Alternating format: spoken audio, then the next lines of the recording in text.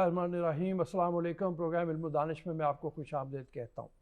हमारे साथ मौजूद हैं सैयद सरफराज अहमद शाह साहब, मारूफ दीनी रूहानी स्कॉलर हैं, स्पिरिचुअल स्कॉलर हैं। हमें गाइड करते हैं, जो सवाल आप हमें भिजवाते हैं उनके जवाब हम लेके आप तक पहुँचाने की कोशिश करते हैं। आज भी कुछ इसी तरह के सवालात के साथ शाह साहब अस्सलाम वालेकुम। वालेकुम अस्सलाम।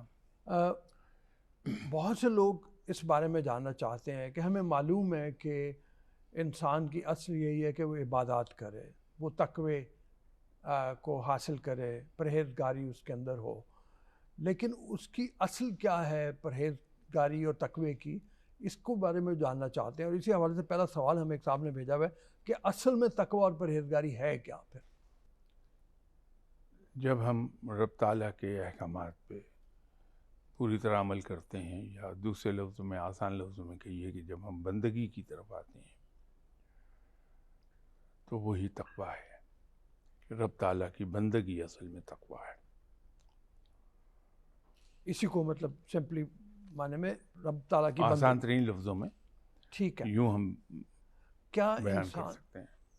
इंसान प्रैक्टिस करे इस काम के लिए कि उसको तकवा हासिल हो जाए, या बस उसको करना है ये? नहीं, उसको करना है, उस पर फ़र्ज़ है कि अल्लाह ताला की बंदगी करे। तो जब हम इससे कहीं भी थोड़ी सी कोताही करते हैं तो हम अपने फ़र्ज़ से हट रहे होते हैं, जिसकी बाकायदा पूछगिछ है, ठीक है, जिस पर सज़ा मिलेगी, गुनाह है वो। ठीक है। अगर कोई इंसान तकवा अख्तियार करता है तो ज़ाहिर है उसकी इनफरादी ज़िंदगी के ऊपर उसके कोई असरात होते हैं, ये बहुत पॉजिटिव असरात हैं और उसकी ज़िंदगी का रास्ता ही तब्दील हो जाता है। क्या बिल्कुल ऐसे ही है? मेरे ख़्याल में तो ये है कि जिन लोगों ने तक़वा इख्तियार किया वो इस दुनिया में भी इंतहाई कामयाब लोग साबित हुए, और अगले जहान में तो होंगे ही होंगे। लेकिन इस दुनिया में भी बहुत कामयाब लोग होते हैं जो तक़वा इख्तियार कर लेते हैं। ये इसकी क्या वजह बन जाती है कि बहुत से लोग ऐसे हैं जिनकी ज़िंदगी में परहेज़गारी नहीं है और उन्होंने किसी और मैदान में बड़ा नाम पैदा कर लिया? क्या अल्लाह ताला ने उनको छूट दी? यानी एक बहुत मशहूर गालिब के बारे में ही मतलब वो आता है कि जानता हूँ सवाब तात और ज़ुहद, पर तबीयत इधर नहीं आती। तो पर जिस तरह की ज़िंदगी थी वो उस हवाले से भी देखा जाए नाम बहुत बड़ा है, लेकिन क्या अल्लाह ताला की छूट है ये कि इन लोगों को नाम बड़ा हो जाए लेकिन फिर इम्तहान के वक्त मुश्किल पेश आएगी? देखिए, एक बड़ी सिंपल बात है कि रब ताला हर इंसान को वो अता फरमा देता है जिसके लिए वो कोशिश करता है, जिस तरफ वो चलता है, जिस राह पे जाता है, अल्लाह उसे उसमें कामयाबी दे देता है। तो अगर किसी ने ऐसी राह चुन ली तो रब ताला उसको शुरू में तो झटके तो मिलते हैं कि किसी तरह से आँख खुल जाए इसकी, ठीक है, और ये तौबा कर ले और अल्लाह के रास्ते पर आ जाए। ठीक है, लेकिन अगर एक इंसान तय कर ले तो अल्लाह ताला तो वही कुछ अता फरमा देगा जिसके लिए वो कोशिश करेगा। तो अगर एक इंसान ने सब कुछ भूल भाल के ये कोशिश की कि मैं एक बहुत अच्छा फिज़िस्ट बन जाऊं, बहुत अच्छा साइंटिस्ट हो जाऊं, तो अल्लाह ताला उसे उसमें कामयाबी दे देगा। तो ये तो चॉइस है इंसान की। वही मैंने आपसे एक प्रोग्राम में अर्ज़ किया था कि इंसान को फ्रीडम ऑफ डिसीजन अवेलेबल है, तो उसको अता की गई है। तो फैसला हम पर है कि हमने किस राह जाना है। हाँ, या इसमें कुछ ऐसा है कि शायद हम इंसान बैठे हुए हैं, मैं भी एक इंसान हूँ, जजमेंट पास कर रहा हूँ कि गालिब के साथ पता नहीं क्या होगा, अल्लाह ताला को पता नहीं कौन सी अदा पसंद हो, उनकी दिलों के हाल तो अल्लाह ताला ही जानते वो हैं। तो रब ताला के गफूर रहीम और मेहरबान होने की एक अदा है कि वो एक तवाइफ को कुत्ते को पानी पिलाने पे बख्श दे। जी बिल्कुल।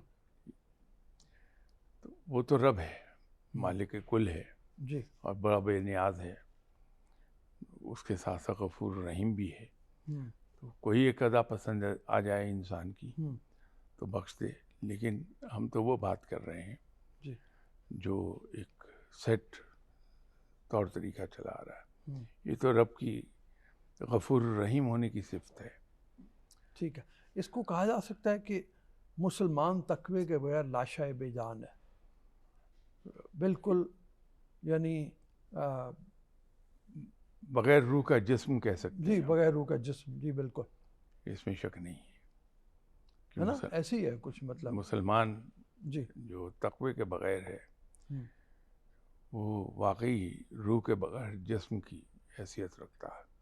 ہوں، لیکن الحمدللہ ایک چیز ضرور ہے کہ آپ کو کوئی ایسا انسان نہیں ملے گا جس میں خوبیاں دو چار نہ ہوں. یہ ہو سکتا ہے ہوں، کہ ادر دن خوبیاں جو چیزیں ہیں وہ ذرا زیادہ ہو جائیں، ہوں، لیکن خوبیاں بھی ہوتی ہیں ہوں. تو اس کا اجر پاتا ہے انسان. ٹھیک ہے. اگر آج کے دور معاشرے کی بات کریں تو ہمیں لگتا ہے کہ جہاں پرہیزگار لوگ اور متقی لوگ بھی ہیں، لیکن بہت زیادہ کثرت سے لوگ ایسے ہیں جنہوں نے روزمرہ زندگی میں اپنے آپ کو بہت زیادہ ملوث کر لیا.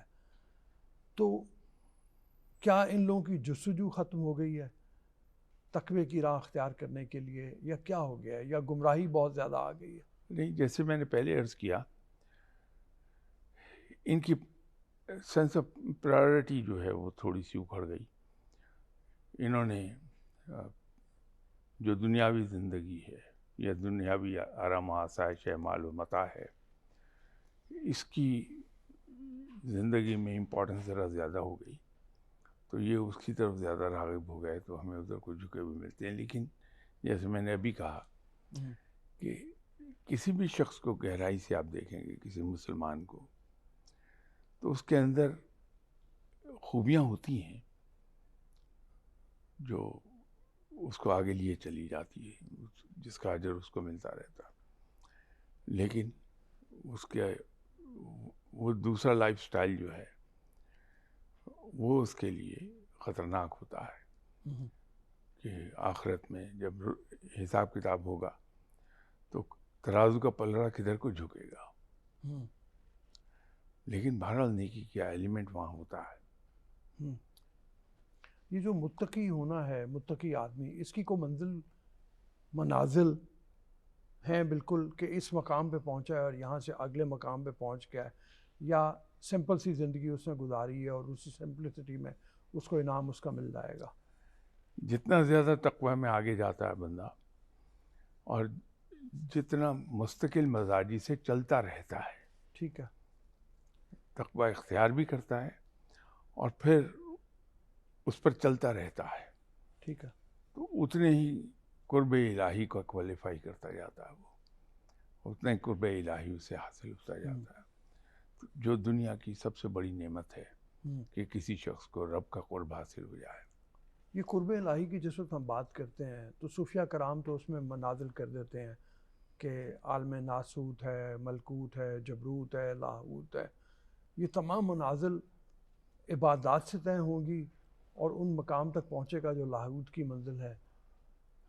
دیکھیے وہ عالم ہیں جن ٹھیک کو آپ جن کو نام لے رہے ہیں، جی، وہ عالم ہیں. جو صوفی حضرات منازل کہتے ہیں وہ یہ کہتے ہیں کہ تصوف کے 10 درجے ہیں. جی، فرق یہ ہے کہ جو انڈین سب کانٹیننٹ کے اندر بڑے صغیر میں جو سلسلے مروج ہیں یہاں تصوف کے، ان میں گریجویشن کا فرق ہے. 1 10 20 30 کی گریجویشن ہے، کچھ کی 1 5 10 15 وہ ہے، کسی کی 1 2، لیکن وہ در حقیقت ہیں 10 ہی درجے. تو وہ یہ کہتے ہیں کہ یہ اس درجے کا ولی اللہ ہے، یہ اس درجے کا ولی اللہ ہے، یہ اس درجے کا ولی اللہ ہے. یہ تصوف میں اس طرح سے اس کو گنا جاتا ہے. پھر مشہور یہ ہے کہ اولیاء کرام عہدوں پر فائز ہوتے ہیں تو وہ جو ان کے مقام ہیں وہ مقام اس طرح سے ہیں کہ سب سے نیچے اس کو عمران بھی کہتے ہیں اور ولی اللہ بھی کہتے ہیں.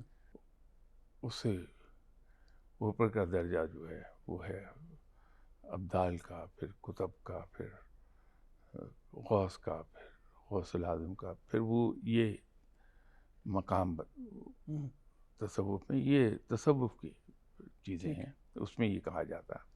ٹھیک. تو ویسے تو تقویٰ سیدھا سیدھا ہے کہ آپ کوئی بھی آدمی تقویٰ اختیار کرے اور اس پہ چلتا رہے تو اس کو رب کی دوستی عطا ہوتی ہے. ٹھیک ہے، اگر آپ اجازت دیں ایک بریک لے لیں جناب. یہاں پہ، اجازت دیں بریک کے لیے، بریک کے بعد دوبارہ حاضر ہوتے ہیں آپ کی خدمت.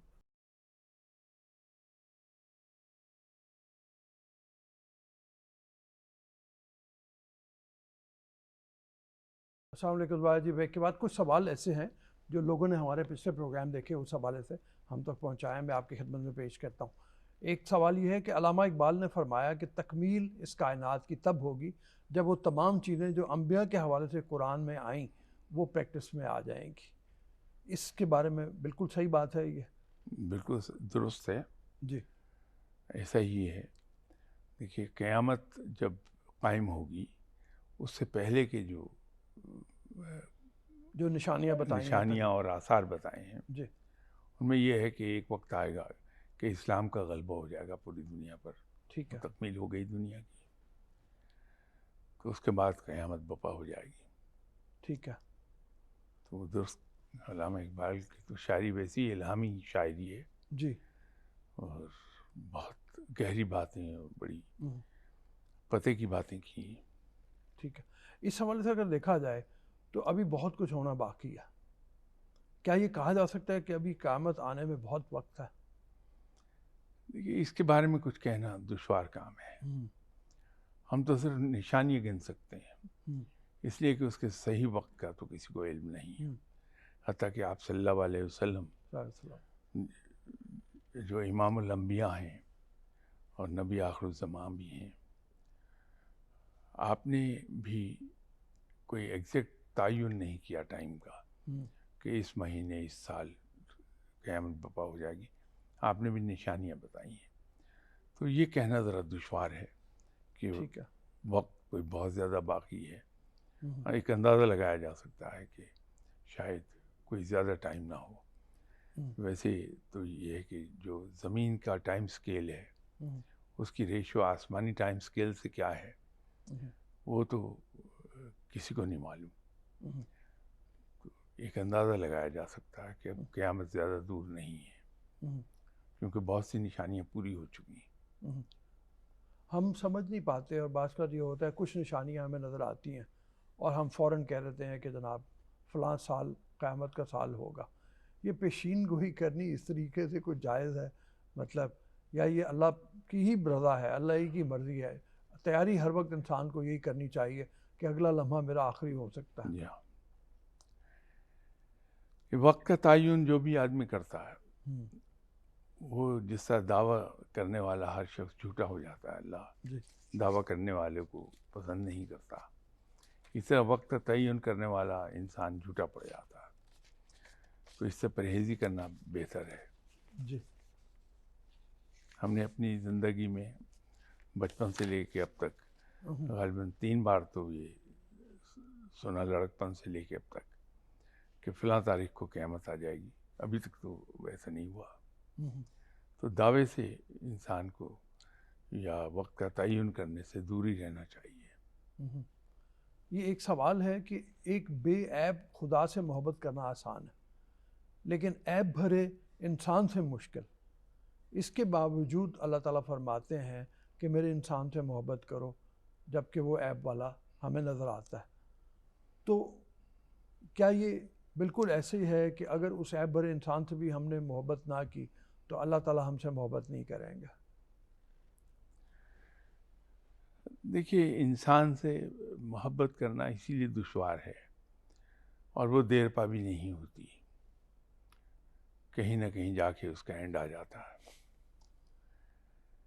کہ ہر انسان میں خامیاں موجود ہیں اور ہم اپنی خامیوں پر تو نظر نہیں رکھیں گے لیکن دوسرے انسان کی خامیاں ہمیں تنگ کرتی ہیں. شروع میں مروت میں ہم چپ رہیں گے، پھر آہستہ آہستہ ہلکا ہلکا احتجاج ہوگا، پھر بڑھتے بڑھتے وہ بات تنقید تک چلی جاتی. اور جہاں تنقید آتی ہے درمیان میں، وہاں پیار میں کمی ہو جاتی ہے. تو یہ جو مجازی عشق مجازی ہے، اس کا انجام عام طور پر یہی ہوتا ہے کہ وہ سلسلہ ختم ہو جاتا ہے. اس کی وجہ یہ ہے کہ ہمیں ایڈجسٹ کرنا ہوتا ہے. تو انسان کے لیے دوسرے انسان کی عادات کے مطابق اپنے آپ کو ایڈجسٹ کرنا خاصا دشوار ہے، اس لیے اس میں یہ دقتیں آتی ہیں. ٹھیک ہے. لیکن جو لوگ اس میں کامیاب ہو جاتے ہیں اور ان کو اللہ کی طرف سے ہدایت مل جاتی ہے، اللہ توفیق، ہدایت کی تو رب کی طرف سے ہی ہے. کوشش انسان خود کرتا ہے، لیکن ہدایت کی توفیق رب کی طرف سے آتی ہے. تو اللہ اگر اسے ہدایت دے دے تو وہ اگر یہ راہ اپنا لے کہ وہ رب کے بندوں کو ایکسیپٹ کرتا ہے ایز دے آر، جیسے بھی اللہ نے انہیں بنایا ہے وہ انہیں قبول کر لیتا ہے، یہ سوچ کے کہ میرے اندر بھی تو 1000 خامیاں ہیں، تو لوگ مجھے بھی قبول کیے ہوئے ہیں، تو میں اسے کیوں نہیں قبول کر سکتا. تو پھر آسان ہو جاتا ہے اللہ کے بندوں کے ساتھ پیار کرنا. ٹھیک ہے. وہی اس کو رب کی دوستی کی طرف لے جائے گا. جب وہ اللہ کے بندوں سے پیار کرتا ہے تو پھر رب کے قریب چلا جاتا ہے. وہ کسی نے لکھا ہمیں کہ حضرت علی نے فرمایا کہ خدا ٹوٹے ہوئے دلوں میں تلاش کرو. تو پھر ہم ایسا کیوں نہیں کر پاتے ہیں؟ ہم جو قریب ہے اس کو اس کے حال پہ چھوڑ دیتے ہیں، ٹوٹے دل والے کو اس کے حال پہ چھوڑ دیتے ہیں. اس کا کیا کوئی گناہ بھی ملے گا ہمیں اگر ہم ایسا کرتے ہیں تو؟ دیکھیے، ٹوٹے ہوئے دلوں میں تلاش کرو، اس کی 2 توجیہات ہیں. ایک تو توجیہ یہ ہوتی ہے کہ اگر آپ ایسا انسان جو ٹوٹے ہوئے دل کے ساتھ ہے، جو کسی وجہ سے ٹوٹ گیا ہے بیچارہ، تو اس وقت اس کی دلجوئی کرنا آپ کو رب کے قریب لے جائے گا. ایک تو اس کی توجیہ ہو سکتی ہے. ٹھیک ہے. دوسری اس کی توجیہ اور ہے کہ جب انسان عشق مجازی میں چوٹ کھاتا ہے، اس کا دل ٹوٹا ہوا ہوتا ہے، تو اس کو سوائے رب کے اور کوئی نظر نہیں آتا کہ جس کی طرف رجوع کرے اور اسے سکون آ جائے. تو وہ شخص رب کی طرف رجوع کرتا ہے، اس کے اندر اخلاص اس قدر زیادہ ہوتا ہے کہ ایسے لوگ عام طور پر بڑی جلدی اللہ کی دوستی پا لیتی ہیں. تو اس کی وہ ایک توجیہ وہ بھی ہے. یہ ممکن ہے کہ کوئی انسان عشق مجازی میں ہو اور وہاں سے اس کو ایسی روشنی ملے، یعنی ڈوبا ہوا ہے، غرق ہوا ہوا ہے بالکل اس کے اندر. کیونکہ ہمارے ہاں بہت سے لوگوں کا ایسا رویہ رہا ہے کہ انہوں نے میر تقی میر کے بارے میں آتا ہے کہ وہ اپنے شاگردوں کو کہہ رہے ہیں عشق کرو عشق کرو، لیکن اس سے مراد ان کی عشق مجازی ہے. اور پھر وہ کہتے ہیں کہ وہیں سے اس کا رخ بدلا جا سکتا ہے عشق حقیقی کی طرف. کیا ایسا ممکن ہے؟ یہ ایسی بہت سی مثال ملتی ہیں تاریخ میں. اگر ہم دیکھیں تو آپ کو ایسے بے شمار اولیاء کرام ملیں گے جو پہلے عشق مجازی میں مبتلا ہوئے، وہاں ناکامی ہوئی، اور وہ ٹوٹے ہوئے دل کے ساتھ رب کی طرف انہوں نے رجوع کیا، اور پھر وہ رب کی طرف رب کے ہو کے رہ گئے. ٹھیک ہے. تو رب کا بہت قرب حاصل ہو گیا انہیں. تو یہ ایک ایسا راستہ ہے جو بہت سے لوگوں کو کامیابی کی طرف لے گیا. لیکن ایسی مثالیں بھی ہیں جو براہ راست رب تعالیٰ سے عشق کرنے لگے اور وہ اس کی راہ پر چل نکلے.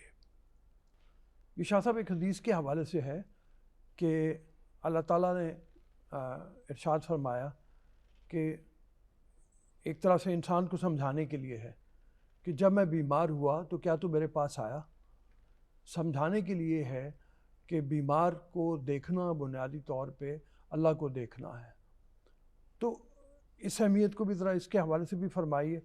مطلب جو جواب یہ آتا ہے ایک کہ تو نے بیمار کی تیمارداری کی تو گویا اللہ کی تیمارداری کی. اس حد تک مطلب جا کے اس کی اہمیت کے بارے میں لوگ بات کرتے ہیں. تو اسی حوالے سے سوال ہے کہ ذرا فرمائیے، ارشاد فرمائیے کہ کیوں اتنا زیادہ زور ہے تیمارداری کے اوپر؟ دیکھیے، ایک مسلمان کے دوسرے مسلمان پر حقوق بیان کیے گئے ہیں. ان میں ایک حق یہ بھی ہے کہ جب ایک مسلمان بیمار ہو تو اس کی عیادت کے لیے جایا جائے، اس لیے کہ یہ وہ وقت ہوتا ہے جہاں انسان کو دوسرے آدمی کی جو ہمدردی کے بول ہیں ان کی بڑی ضرورت ہوتی ہے. یہ اور بات ہے کہ ہمارے یہاں جیسی عیادت ہوتی ہے وہ مریض کے لیے اور زیادہ خوف پیدا کر دیتی ہے کہ ہم عیادت کے لیے مریض کی جاتے ہیں اور اس کو جا کے اپنے ملنے والوں کے دوستوں کے ایسے قصے سناتے ہیں کہ وہ بیمار ہوا تھا اور اس تکلیف سے گزرا ہو، تو اور زیادہ مریض جو ہے بیچارہ. تو اس کے عیادت کا بہترین طریقہ وہی ہے جو سنت ہے کہ آپ صلی اللہ علیہ وسلم ہمیشہ مریض جس کی عیادت کو گئے اس کے ماتھے پہ ہاتھ رکھ کے اس کی عیادت کی ہے، اسے تسلی کے بول دیے ہیں، بتائے ہیں. تو ہمیں وہ سنت کے مطابق عیادت کے لیے جانا چاہیے تاکہ دلجوئی ہو جو بیمار ہے بندہ، اس کو حوصلہ ملے، کیونکہ انسانی جسم بیماری کے ساتھ دوائی سے زیادہ خود لڑتا ہے. تو جب آپ اسے حوصلہ دیتے ہیں اور اس کو ہمدردی کے بول کہتے ہیں تو مریض حوصلہ پکڑتا ہے اور بیماری کے ساتھ اس کا جسم خود لڑنے لگتا ہے. اچھا، اسی سے جڑا سوال ہے اور وہ یہ ہے کہ ہم سے کوتاہی ہوئی. وہ یہ کہہ رہے ہیں کہ اس کورونا کے دنوں میں ہمارے کچھ مریض رشتہ دار تھے جن کو ہم دیکھ نہیں سکے، تو کیا ہماری معافی ہو جائے گی اس بنیاد کے اوپر کہ وبا کے دنوں میں اپنے گھروں تک محدود رہنے کے لیے کہا گیا ہے؟ نہیں، یہ تو احتیاط کے تحت انہوں نے کیا، اللہ معاف فرمانے والا ہے. میں مفتی تو نہیں ہوں، نہ میں اہل ہوں کوئی فتویٰ دینے کا، لیکن یہ میں جو تھوڑا بہت علم ہے اس پہ بیس میں کر کے کہہ رہا ہوں کہ یہ ان دنوں کرونا کے مریضوں کی عیادت کو جانے کا مطلب یہ ہے کہ بیماری کو مزید وبا کو پھیلایا جائے، کیونکہ وہ ایک سے دوسرے سے تیسرے انفیکچوس بیماری ہے. تو نہ جانا چونکہ گریٹر انٹرسٹ میں تھا ملک و قوم کی، تو اللہ معاف فرمانے والا ہے. لیکن اس کے دوسرے ذرائع ہمارے پاس موجود ہیں. آج کے دور میں تو مشکل نہیں ہے کہ ایک ٹیکسٹ میسج کر دیجیے، فون کر لیں، واٹس ایپ کال کر لیں، تصویر دیکھ کے بھی مطلب بہت کچھ ہو سکتا ہے. تو وہ تو ہم دوسرے ذرائع استعمال کر سکتے ہیں عیادت کے. تو گئے بغیر بھی دوسرے کی عیادت ہو سکتی تھی، جیسے آپ نے فرمایا کہ واٹس ایپ کال کر لیں، ویڈیو کال کر لیجئے.